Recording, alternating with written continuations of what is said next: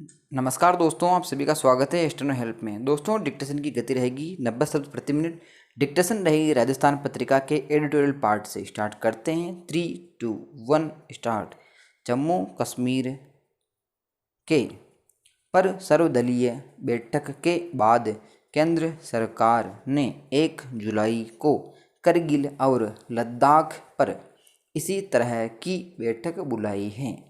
लद्दाख पर यह पहले देश दुनिया को तात्कालिक और दीर्घकालिक संदेश देने की दृष्टि से महत्वपूर्ण है। इस सीमावर्ती केंद्र शासित प्रदेश में चीन के साथ करीब 1 वर्ष से तनातनी चल रही है।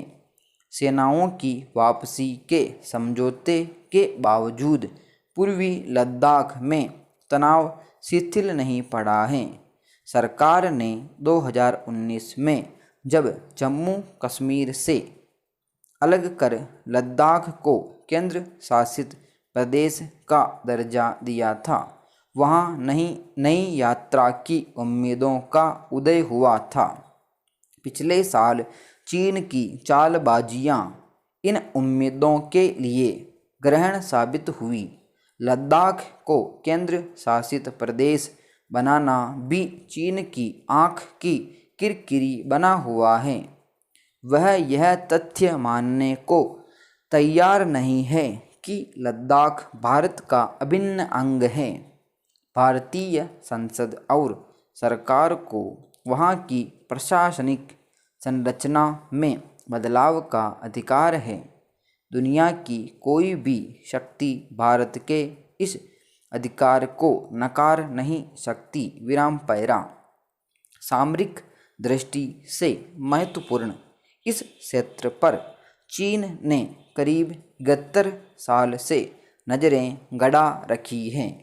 चूँकि लद्दाख की सीमा चीन के आधिपत्य वाले तिब्बत स्वायत्त क्षेत्र से जुड़ी है, इसलिए भी वह अपना दबदबा बढ़ाने की नाकाम कोशिशों में जुटा रहता है। पिछले साल लेह लद्दाख की यात्रा के दौरान प्रधानमंत्री नरेंद्र मोदी ने चीन की नीतियों और दुस्साहस पर सटीक टिप्पणी की थी कि विस्तारवाद का दौर खत्म हो चुका है, यह विकास का दौर है। पैरा आज लद्दाख को चहुमुखी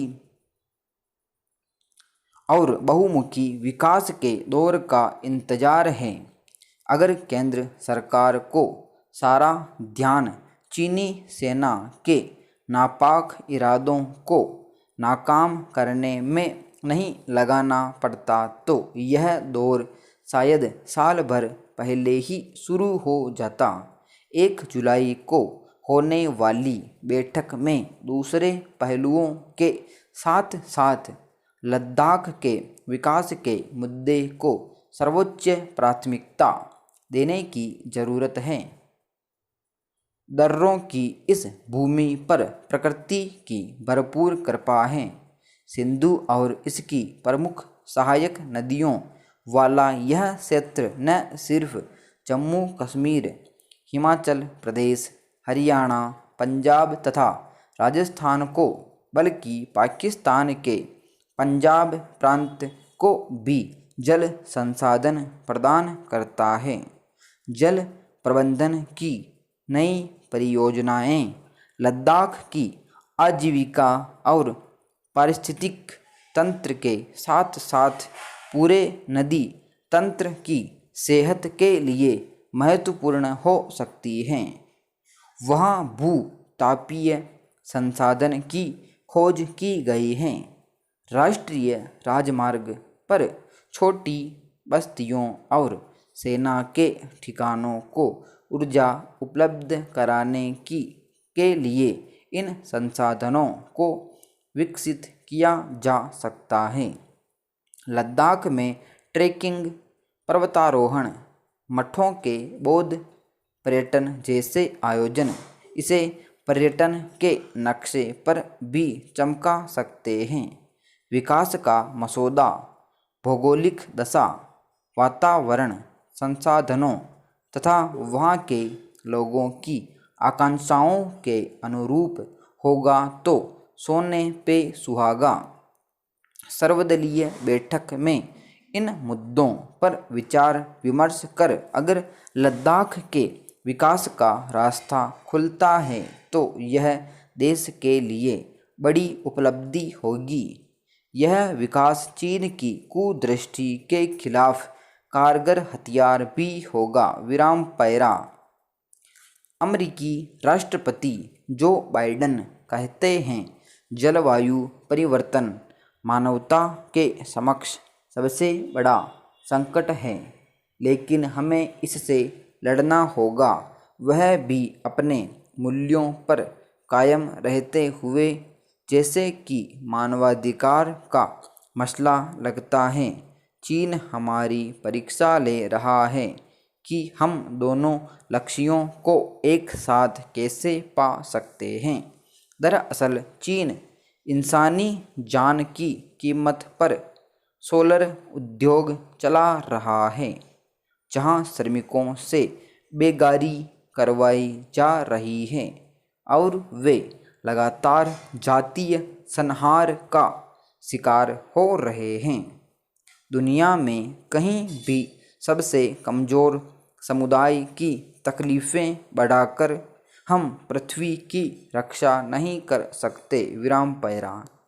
बहुत से लोग नहीं जानते कि दुनिया भर में सोलर पैनल में लगने वाला पॉलीसिलिकॉन के करीब 40% का उत्पादन चीन के उत्तर पश्चिमी जिनजियांग प्रांत में होता है। इसी इलाके में उइगर मुसलमानों व अल्पसंख्यकों के खिलाफ आपराधिक कृत्यों को अंजाम देता रहा है। हाल के महीनों में जबकि इस बात के साक्ष्य सामने आए हैं कि चीन का सोलर उद्योग इन अल्पसंख्यकों की आवाज़ दबा कर उनसे काम ले रहा है, अब बाइडेन प्रशासन पर चीन के खिलाफ कार्रवाई का दबाव बन रहा है। बाइडेन ने बीते गुरुवार को ऐसे ही आरोपों से घिरी चीनी कंपनी होशिन सिलिकॉन से आयात पर प्रतिबंध लगा दिया और 4 अन्य चीनी कंपनियों समेत 5 को व्यापार प्रतिबंध की सूची में डाल दिया। विराम पैरा। हालांकि बाइडेन प्रशासन में ताज़ा प्रतिबंध के बाद तीखी बहस छिड़ गई है।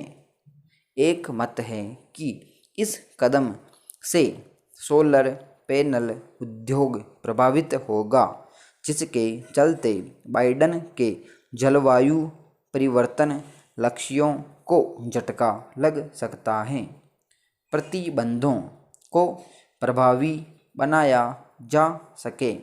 अभी अमेरिकी सोलर मार्केट इतना बड़ा नहीं है और बीते 1 दशक में अमेरिका में सोलर प्रौद्योगिकी निर्माण में गिरावट आई है।